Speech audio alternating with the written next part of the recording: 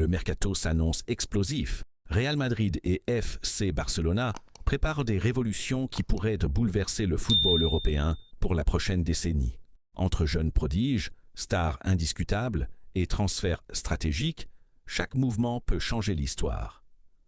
Restez avec nous, on vous dévoile tous les secrets des plans galactiques des géants espagnols.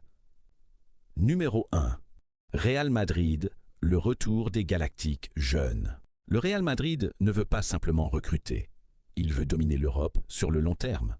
Le plan est clair, reconstruire une équipe galactique, mais jeune, athlétique et durable. Après l'ère Luka Modric, symbole d'élégance et d'intelligence au milieu, le club sait qu'un vide immense arrive. Le Real cherche donc un nouveau cerveau, capable de contrôler le jeu pendant les 10 prochaines années. Plusieurs profils sont étudiés avec beaucoup de sérieux. Rodri de Manchester City, véritable patron du milieu moderne. Calme sous pression, pour le Real, Rodri serait un successeur naturel de Modric, mais Manchester City n'a aucune envie de le lâcher. Nicolo Barella de l'Inter Milan. Barella plaît énormément au Real pour son volume de jeu et sa capacité à faire basculer un match. Il incarne le milieu box-to-box parfait pour la Liga. Alexis McAllister de Liverpool. Son profil technique correspond parfaitement à l'ADN madrilène. Le Real voit en lui un joueur capable de s'adapter immédiatement aux exigences européennes. Mais le dossier le plus fou, celui qui fait vraiment trembler les médias. Le Real Madrid envisagerait un échange direct avec Camavinga et Vitinha. Un mouvement extrêmement risqué, mais stratégique. Vitinha apporterait une maîtrise du ballon exceptionnelle, une capacité à dicter le tempo, une régularité impressionnante dans les grands matchs. Un tel échange serait un séisme en Europe. Et ce projet ne s'arrête pas au milieu de terrain. Florentino rêve encore plus grand, beaucoup plus grand.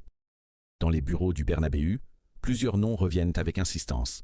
Erling Haaland, pour devenir le nouveau visage offensif du club. 3. FC Barcelona, changer l'avenir à tout prix. La priorité absolue est claire. Le club veut un vrai numéro 9, capable de porter l'attaque sur le long terme. Les noms étudiés sont énormes. 1.